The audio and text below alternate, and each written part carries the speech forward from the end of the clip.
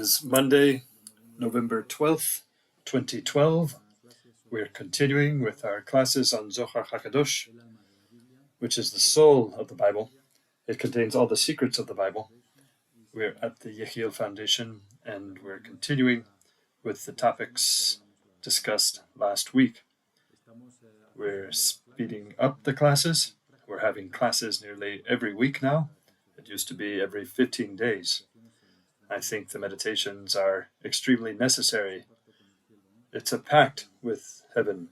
They give us all the blessings, and we must do the meditations to help. Here, Zohar Ha Kadosh says something beautiful. It tells us that the word Bereshit means the Kabbalah, the secrets of the Torah. So, Bereshit means beginning, doesn't it? But if Bereshit means Kabbalah, it means the secrets of heaven. When we say Bereshit, it means in the secret. So, Bereshit bara Elohim et hashamayim. In the beginning, God created the heavens and the earth. Bereshit, in the beginning, does not really mean in the beginning. It means with the Kabbalah, in the secrets. So was the world created, with the secrets of the world. Bereshit, in the secrets. Ber, in Hebrew, means in, inside. Bereshit, inside the secrets, with the secrets. So how does the Torah and the Bible begin?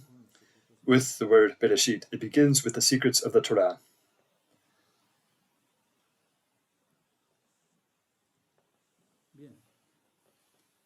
Well then, here there are some powerful metaphors on the creation of the world. It tells us that the accusing angel is called the great fish. And then it tells us that the serpent was the most refined of all animals that Yud Kevavke Elokim had created on earth. And it tells us that the evil serpent, the evil inclination, wanted to, how do you say suye in Spanish? Defile. Wanted to defile or infect the holiness of heaven. And to do it, he had to infect man here below. And that leads us to understand a tremendous lesson. The forces of evil attack us, not to attack us, but to attack the holiness of heaven. Their tool to attack the world of above is to attack us here below. There we know that the Torah speaks of Bilam and of Balak, who wanted to destroy the people of Israel. And they could not find a way. They said, "We cannot overcome this people because they are the friends of the Creator." And so they designed a plot, which was the following. They asked themselves, what can we do so that the people of Israel is no longer a friend of God, and for God to get angry at Israel, and then we can destroy them. Once we destroy Israel, we can destroy holiness and all its angels and all of creation. In reality, the evil forces want to destroy creation, and the forces of good want to build creation. How can they destroy creation? By destroying the people of Israel. But they could not destroy the people of Israel because they were the friends of God. How to sow discord between Israel and heaven? This story is told in the Torah as a plot by Bilam and Balak, the great enemies of Israel. And then they said, we will get Israel to become idolatrous and do what hurts God the most, that they spill their semen. So what did they do? They took the Moabites and they took the Israelites, the Jews, to approach the most beautiful Moabite women. And they made prostitutes of these beautiful Moabite women. How? Not for money. The women gave their favors to the Jews in exchange for the Jews worshipping their idol, called Baal HaPeor. That angered God. But fortunately, the prophets fixed this situation later on. Here we learn of a law. Everything goes wrong when the people of Israel is not a friend of God. The world becomes a terrible place. Why does it become a terrible place? Because the world up above is also corrupted. If the people of Israel and humans here below are corrupted, the holiness of heaven is also corrupted. This is a law that comes from the Zohar, and we must know it. We must not allow our own holiness to be corrupted, because that does great harm to the heavenly holiness. That is a lesson.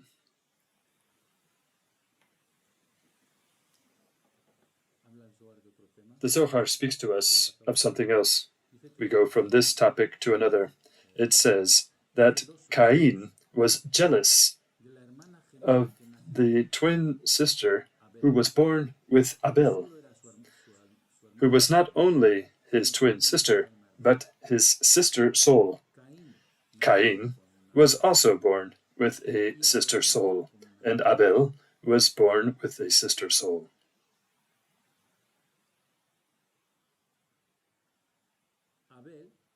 Abel brought a son into the world with his sister soul, who was born with him.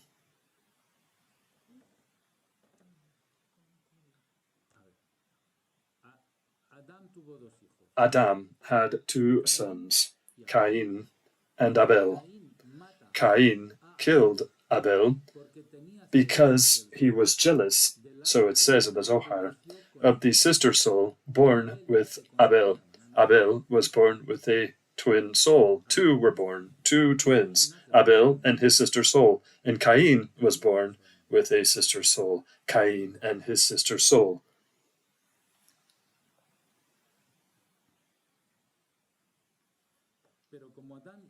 But since Adam and Eve had Seth, a third son, Abel was reincarnated in Seth.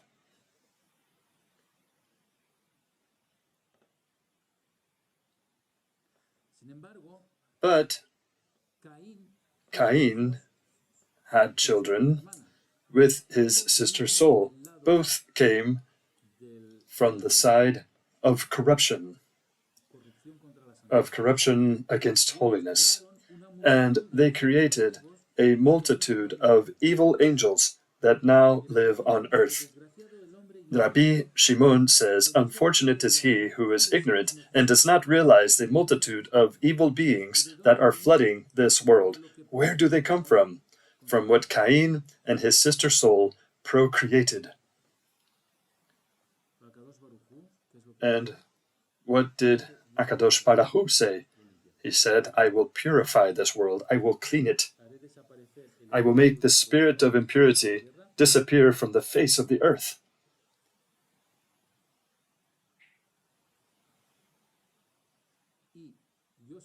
And God will destroy Lilith and Nomah. Who was Nomah?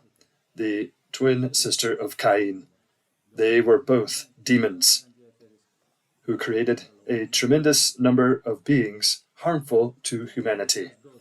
What did these two beings do? Lilith was the wife of Samael, that is, the serpent, with whom Adam had relations for 130 years. 130. She causes epilepsy. She causes zera levatala, the loss of semen in men. That is how she attacks the holiness of heaven. What is epilepsy? It's an attack against the soul. It's a disease of the soul. And zera levatala, the spilling of semen, is the creation of evil spiritual beings. But what Cain had with his sister soul, who I will not name again, as I just did a moment ago, that provokes concupiscence in men. What is concupiscence? Can anyone define it? Concupiscence is the depraved thoughts in man's mind. When a man begins down the path of depravation, that's an incitement that comes from the genealogy of Cain's wife and sister Sol. That is what she did, provoking concupiscence in men. The Zohar Ha Kadosh tells us that all demons die, as do human beings, but there are two that don't until now. Who are they? The two I've just named a moment ago. What about the other, the serpent? The other one died. And the Zohar gives us an amazing commentary. If we could see those evil beings, we would be amazed that the world could still exist. That is, the infection of evil is so great in this world that it comes from the mate of the serpent and the mate of Cain. We would be surprised that the world is still intact. And it tells us that what impurifies is not the spilling of semen itself, but the cause that has led to it. That is, what one thinks when that happens. This is a very harsh part of the story. But now there comes a lovely part. Adam, when he was in the world of souls, God presented him with all of the righteous beings of history, all of those that were to come. He made them pass before him with the appearance that they would have, each of the righteous of the entire history of humanity. That is, he could see the future. And of all the souls that appeared, one of them stayed in his mind, the mind of Adam. And he said, "What a beautiful soul." And God said, "Yes, but I don't want to make that one descend to the world because he has no time." "Well, what will his name be?" asked Adam. "His name will be David. But he can't come to the world because there is no time." Adam said, "What a pity, because he could make all of these evil beings disappear from this world and make the world a Garden of Eden." God said, "Yes, but he has no quota of life. He is a soul designed to live in the world of souls." And Adam asked, "Couldn't we give him a quota of life?" And HaKadosh Baruch Hu said, "Well, you have a quota of life of 1,000 years. If you want to give him some of your years, then we could." Adam said, "This soul is so lovely. I will give him 70 of my 1,000 years. And I will give King David 70 years." And that is how King David could come to earth with the 70 years as a gift from Adam. And that is why Adam lived, instead of 1,000 years, 930 years, because God took 70 years from him to give to David. And that is how the Psalms of David reached the earth, which are the great secrets of the Torah, hidden in those Psalms to resolve very difficult situations that the Jewish people have lived through in its history. From those Psalms, more than one person has gotten through very difficult moments. And David is the lineage of the Mashiach, that of the redemption of the world. And thanks to the 70 years that Adam gave him, the Mashiach will be born. If not, he would not have come to this world. If not, it would have remained corrupt forever. Adam did a very good thing by giving him those 70 years.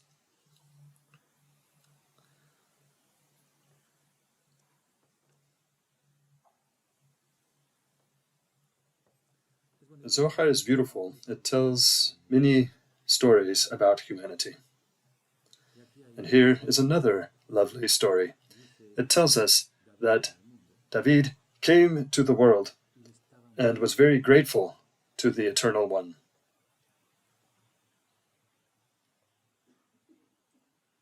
Because King David said, "Who is he who has filled me with joy, giving me the blessing of life on this earth. Let's learn from this lesson. Living in this world is a gift. And King David acknowledged it. Many people believe that the gift of life is punishment. According to King David, he said, "Who has filled me with joy, giving me the blessing of life on this earth?" Or the earth. It was God who gave him this joy. The Psalms of David are songs of praise to the joy of life. And so we reach the conclusion. Is coming into this world good or bad? It is good. It is good. And it is a great gift to come into the world. And some people curse the day they came into the world. Now then, we have come into the world, a world full of evil angels. What should we do? We must fix this world, because this world is a gift, as is this life. We must get rid of the evil angels who come and destroy our lives.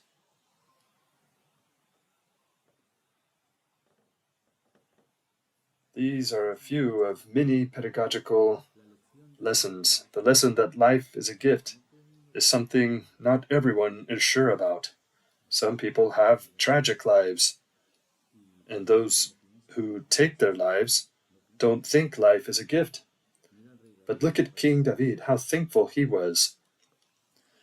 Here it says that the soul of Adam transmigrates or is reincarnated from king to king until reaching the King Mashiach. That is, at the end of the day, the soul of Adam is the soul of the Mashiach. In the name of Adam are 3 letters: Aleph, Dalet, Mem. Adam, David, Mashiach. That is the entire history of humanity. Adam, David, and Mashiach. And how do we know that the soul of Adam is reincarnated in the kings of this world until reaching the King Mashiach, the Messiah? It is an addition to the Zohar. On the parchments of the Zohar, in an annex, it says so. It's like when there is an annex to a contract. In the Zohar, there is an annexed parchment that says this.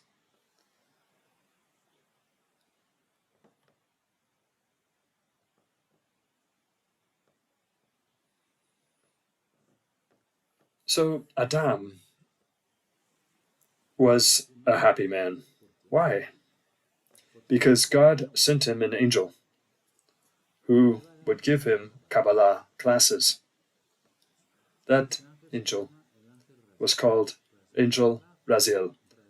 Raziel Amalah, which means Ras in Aramaic means secret, El means God, God of secrets. Raziel Amalah, who comes from the highest regions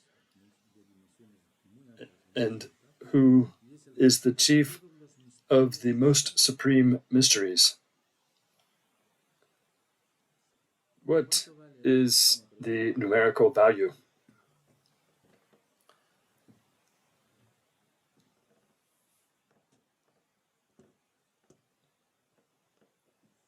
Let me write it for you. Resh Zain.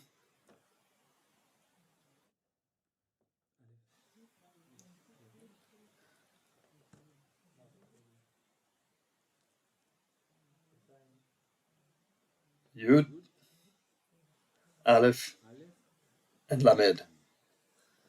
Raziel.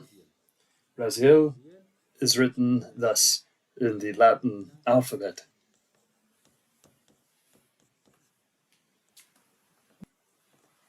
The Angel of Secrets.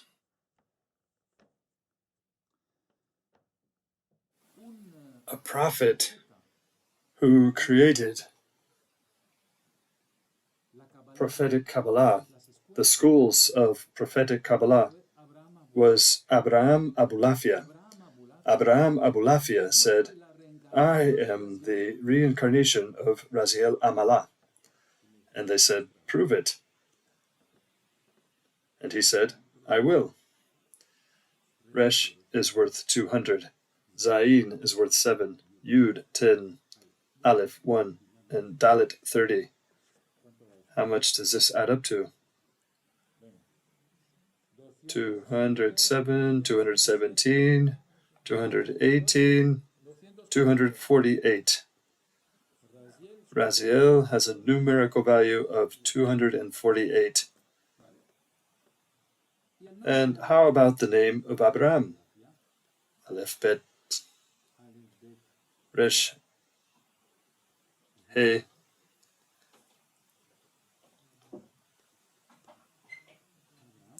Abraham is written thus, isn't it? Aleph Bet Resh He Mem. 200? 5? No, sorry. 40, 5, 200, 2, and 1.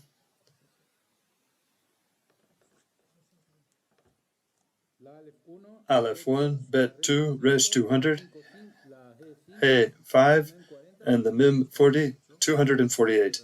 So Raziel Amalah and Abraham have the same numerical value. It is written that two words with the same weight have the same energy. And that is why Abraham was the father of monotheism, because Raziel Amalah, his companion, his namesake, came to visit him with the same name, with the same numerical value as him, 248. And doesn't 248 sound familiar? How many words are in the Shema? 248. How many organs in our bodies? 248. And how many positive precepts are there? 248. It's a great secret. So, back to the story. The angel, Raziel, came to Adam and told him the secrets of heaven and earth. With those secrets of heaven and earth, Adam was no longer afraid of evil angels. He knew how to protect himself, because that was where the secret of what is called the Chokhmah. Raziel Amalah explained the secrets of the Chokhmah. Chokhmah is meditation, right? So he taught him to meditate. When Adam received the book from Raziel, all of the angels gathered around Adam to listen to the mysteries of Chokhmah. But there is a law in heaven that says that no heavenly being has the right to know the mysteries of God. Only man does. We have the authorization to know the secrets of God, but angels don't. So, what did God do? He took the book from Adam and hid it from him. Adam broke down,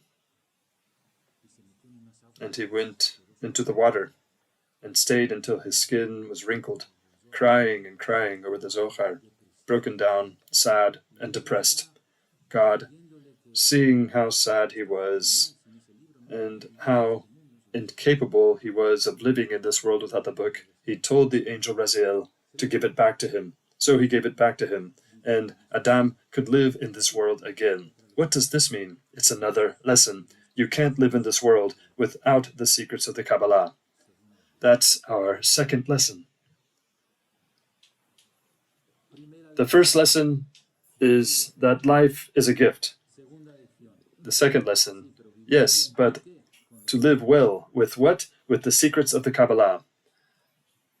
That book ended up in the hands of Seth, and many generations later in the hands of Abraham.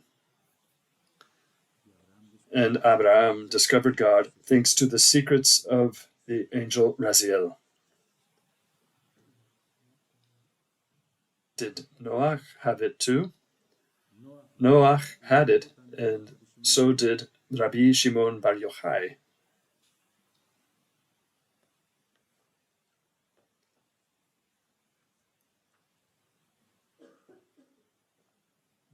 It tells us the scriptures speak of Adam and tell us that here there seems to be a grammatical error. Listen closely. God blessed them, that is, he created male and female. God blessed them and called him Adam. Where's the grammatical mistake? In the them. God blessed them. It should be God blessed him and called him Adam. But no, he created male and female. God blessed them and called him Adam. That is, you can't be called a man until you are paired.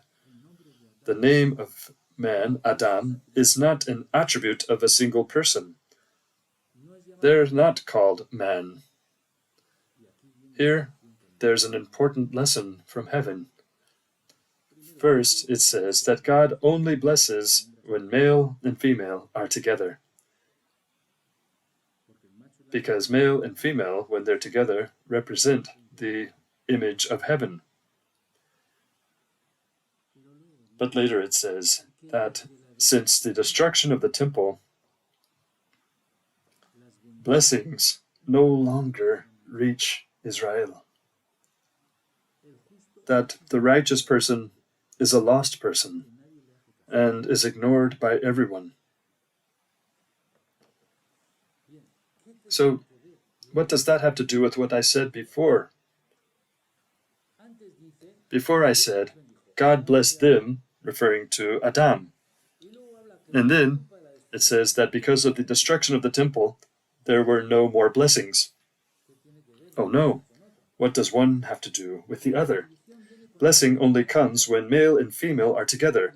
But then it says, there are no more blessings since the temple has been destroyed. So what does male and female being together have to do with the destroyed temple? Since the temple has been destroyed, there have been no blessings, but there are blessings when male and female are together. That's puzzling, and you wonder what the Zohar is telling us. Who can unravel this mystery? Who can discover its meaning? How can the Zohar link one thing to the other? When male and female are together, there are blessings, but with the temple destroyed, there are no more blessings. I have the answer, but I want to make you think. Is the temple the male? That's one interpretation. The people of Israel is the bride, and the Mashiach is the bridegroom. When they get together, who with whom? The Mashiach with the people of Israel. Well, the temple is the union between man and woman. Isn't it similar to a Kohen Gadol entering the temple to relations with a woman? When man is with a woman, both are blessed. Okay, there's quite a wide variety of ideas here. The bridegroom is God, and the bride is the people of Israel. Destroying the temple means that the bridegroom is not with the bride. God is no longer with Israel. Yes, but would the temple be equivalent to the chuppah? To the chuppah. And that teaches us something. Who is with whom? Who is the bridegroom of Israel? God. Not having the temple means that there has been a split between male and female. But blessings only come down when the male is with the female, that is, when God is with Israel, because he is the bridegroom, and Israel is the bride.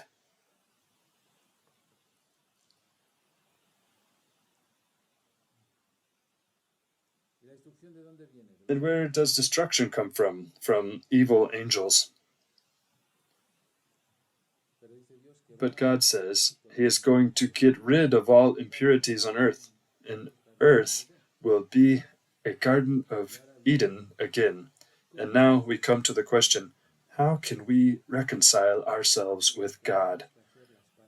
We must make up. The bride and bridegroom must make up, because we're in a situation of get. What does get mean in Hebrew? Divorce.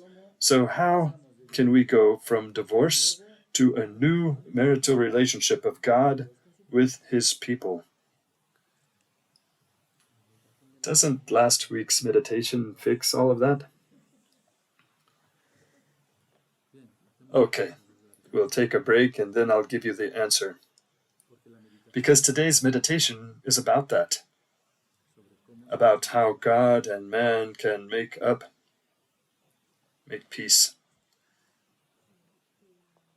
The sister soul of Cain that you mentioned before, she was not an incarnate being, was she? She was never incarnated. Nor was Cain. No. And Abel's sister soul? No. They were energies? Okay, thank you. They were souls. What does the Torah say? Does the Torah say that God wants the destruction of man? What does He want? What does God want? The destruction of man? Of His people?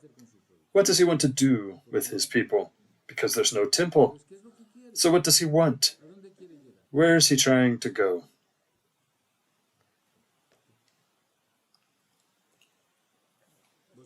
Do you think that God wants to destroy the world? No, of course not.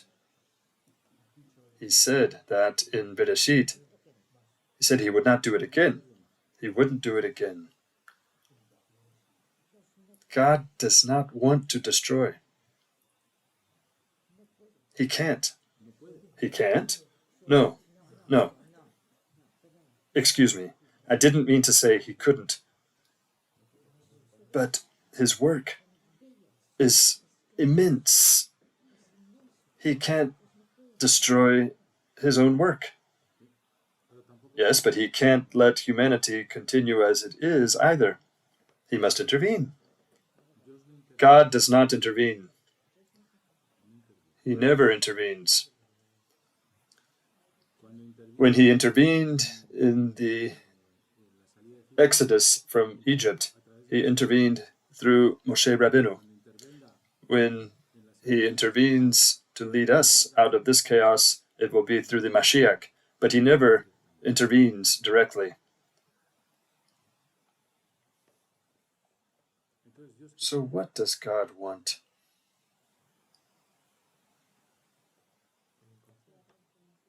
For us to communicate with Him? Let's take a simple example. A husband and a wife.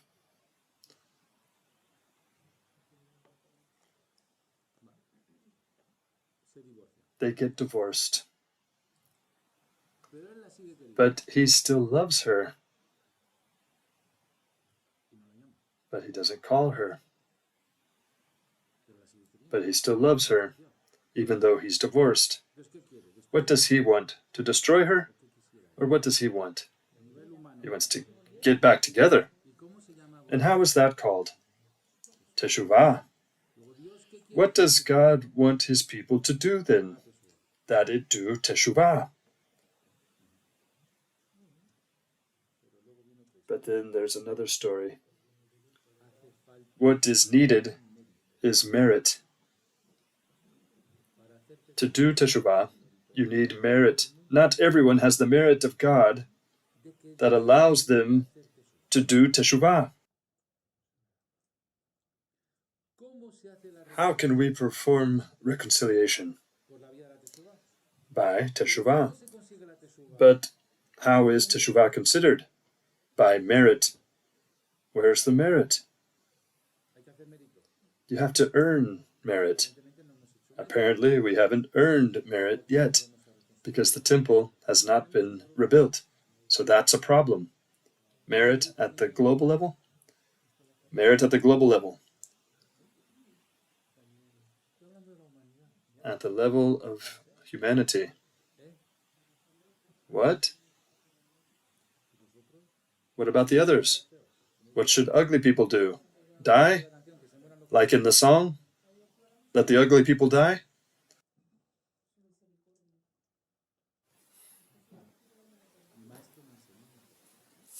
My master taught me one thing. He told me, heaven gives you everything you want, but you have to pay for it. And in heaven, they don't know what a 500-euro bill is. You don't pay with that currency. In heaven, you pay with a different currency. What's the legal currency of heaven? That's an action. Those are actions. Finding the secrets of the Torah, mercy, holiness, fasting, studying the Zohar. If you study the Zohar, you will get to know the currency. There is a currency with which you pay. Prayer, love, meditation, the Shabbat. Okay, I'm hearing a bit of everything here. When we're done with Bereshit, I'll have fun listening to these recordings. When you study, you discover secrets. Yes, you do discover secrets when you study, but what's the currency? Meditation. Meditation on what? Payment. What does that mean? The names of God are... The meditation on the names of God are energies that are transformed into a payment for something we're going to petition for. It's called merit. The names of God give you merit, but there are many names of God. Here, there are 72. That's what they're called. But none are the names of God of the merit of Teshuvah, of returning to God. What's the name of God that gives merit to humanity to return in Teshuvah? That is, to perform reconciliation with God. It's an interesting subject. What's the currency we will use in heaven for heaven to say, I consider myself paid. I'll send merit to the earth for them to do Teshuvah. It's a very interesting thought, and it's taken me a long time to think it out. Not Yud He Vav He. Going back to a state of... There's no name there that gives you the merit of Teshuvah.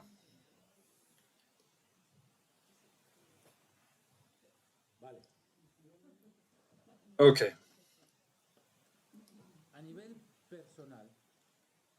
At the personal level, I've already told you that the initials of Et Hashamayim Be'et Haaretz gives us the name for one person to return another person into Teshuvah at the individual level, but we have to look for the group level. So Aleph He Vav He is the name of God that gives the merit to return to Teshuvah for one person.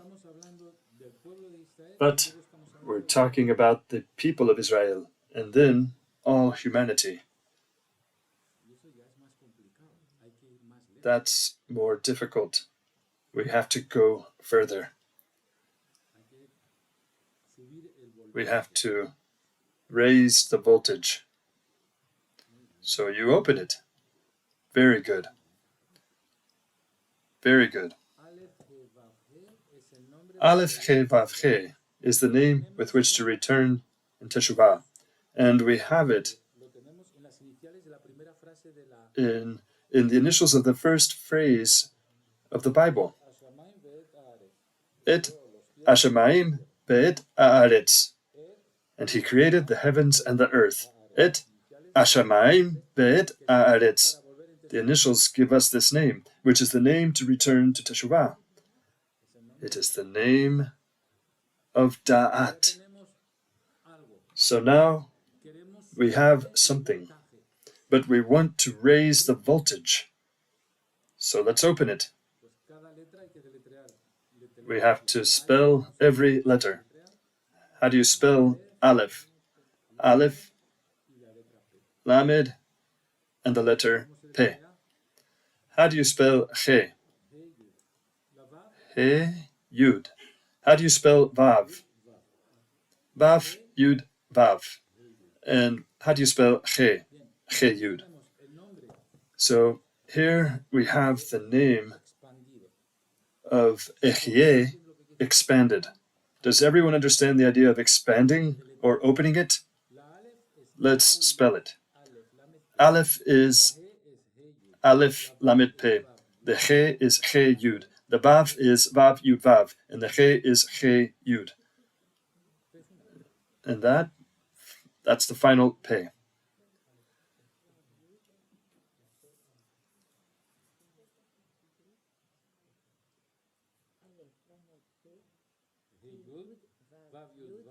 Aleph Lamed Pe, He Yud, Vav Yud Vav, He Yud. But this hides secrets, ladies and gentlemen. This hides a secret. What did we do in a past meditation? Take the inner letters. The inner letters. What is the inner letter of Aleph Lamed Pe? Lamed. What is the inner letter of He Yud? Yud. What is the inner letter of Vav Yud Vav? Yud. What is the inner letter of He Yud? Yud. And it gives us a name. Lamed Yud Yud Yud. And what does this mean? Lamed Yud Yud Yud.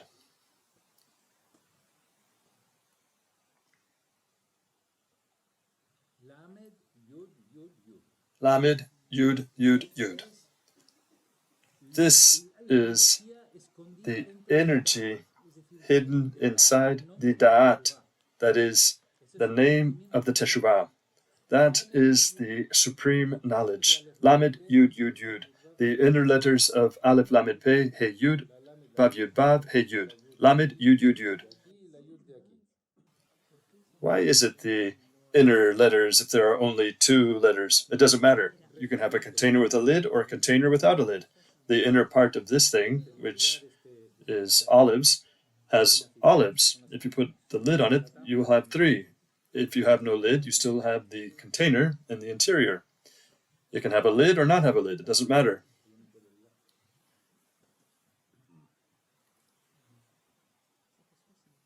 It adds up to 60. And what is 60? Is it connected with the blessings of Kohen Gadol? It is connected with the blessings of Kohen Gadol, which has 60 letters. Yes, but what is 60? Samech? Yes. And what else? 60 guards around. David Amelech. 60 guards around. Shlomo Amelech. Ah, yes, Shlomo. I beg your pardon.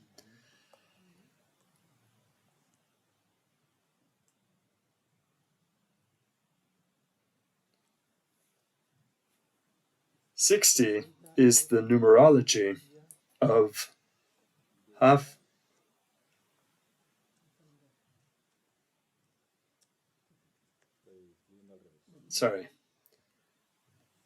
Of Haf Lamed Yud. 20, 30, and 10 are equal to 60, which is one of the 72 names we have here. Haf Lamed Yud. The second one on the third row. And what is Haf Lamed Yud?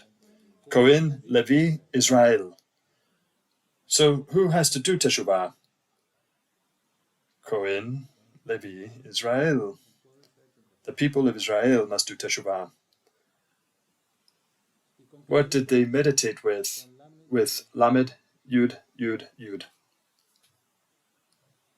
It's up to us, ladies and gentlemen, to do teshuvah. That is the currency with which we'll pay for the world to have the merit to do teshuvah.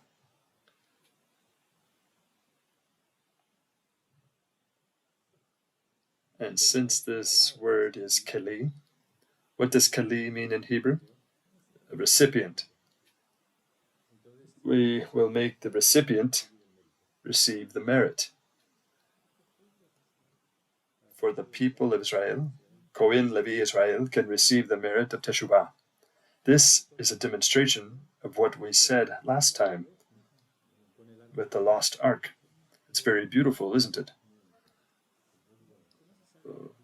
How is it that by opening the name you go further? Because by opening it you ascend in level. The more letters, the more energy, the more wiring, so to speak. So, what will we meditate on? Lamed, Yud, Yud, Yud.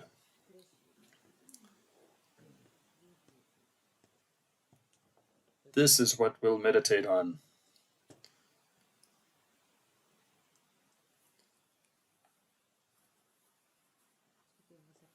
We're going to petition God for this. We're not going to petition God. We're going to pay with this currency for the merit to do teshuvah, to recover the connection that was lost with the destruction of the temple. It's very powerful. It's the currency. Is it the happy ending of the Shir HaShirim? happy? Shir HaShirim? Doesn't find a bride. But it's a happy ending because it's the re-encounter. Does everyone understand the explanation? Or shall I repeat it? The word currency bothers me. Why? I don't know why. It's not a currency. It's the key. I don't know. I'm just saying what I'm feeling. It's not a currency. The concept of currency bothers you? Yes, it's the concept of currency that bothers me. I'll explain it in a different way then. Yes, please do.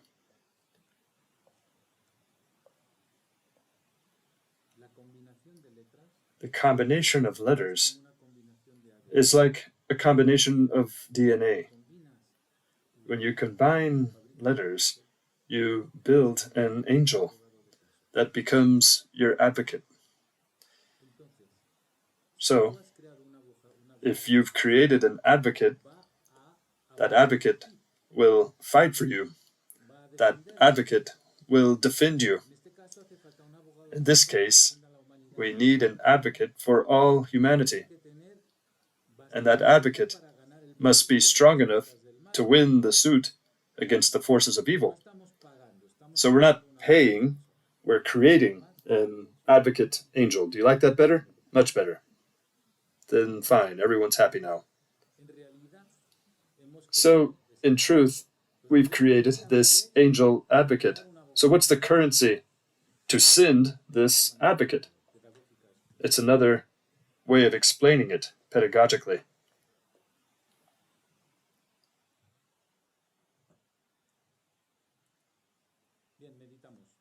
So let's meditate.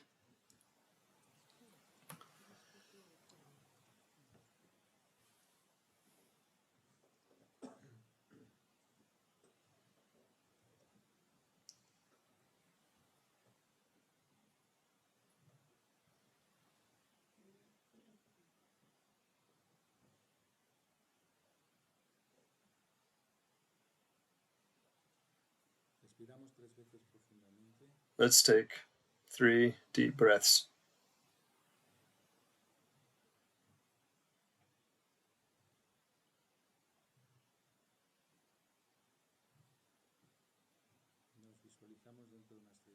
Let's envision ourselves inside a golden Star of David, a large star as large as this room. Before us, another golden Star of David, and we invoke the letters. We invoke the letter Lamed. It presents itself in white. We light it. The letter Yud. We also light it. It too is white. Another white Yud. We light it. And the last white Yud. We light it. We have Lamed, Yud, Yud, Yud.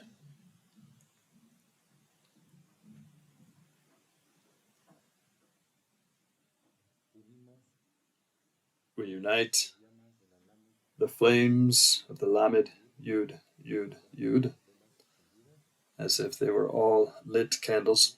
We unite the flames of those candles. We entwine them together, and they come out of the upper tip of the Star of David that is acting as a screen. It comes to the Star of David where we are attracted by it, and it descends to us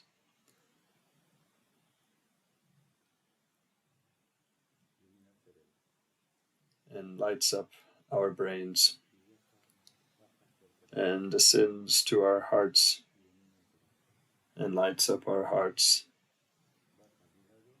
and descends to our livers and lights up our livers and ascends to the heart and lights up the heart and ascends to the brain and lights up the brain, descends to the heart, ascends to the brain, heart, brain, heart, brain, heart, brain, heart, brain.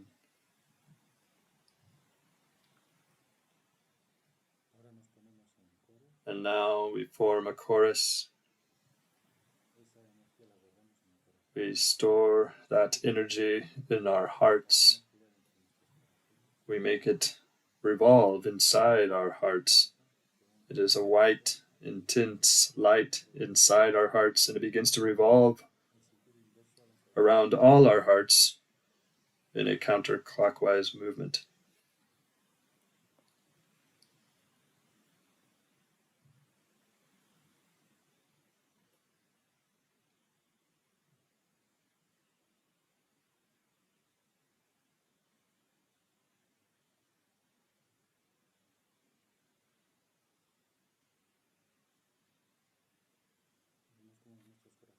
Now we can see that our hearts are attuned to each other.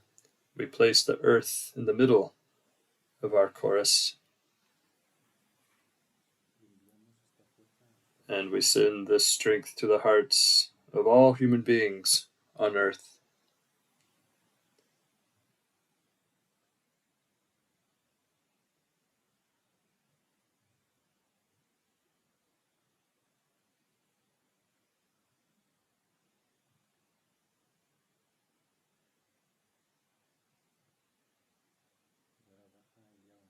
Now, Eliyahu Hanavi descends to earth.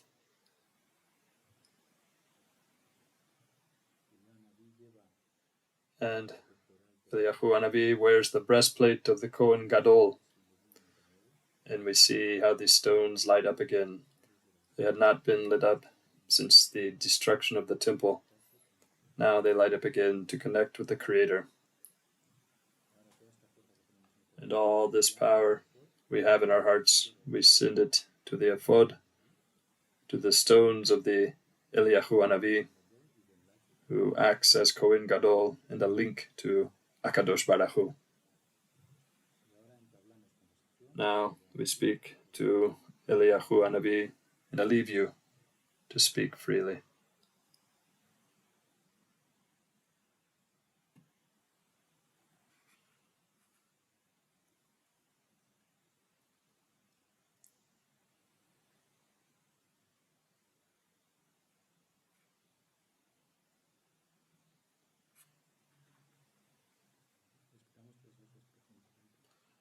Now we take 3 deep breaths.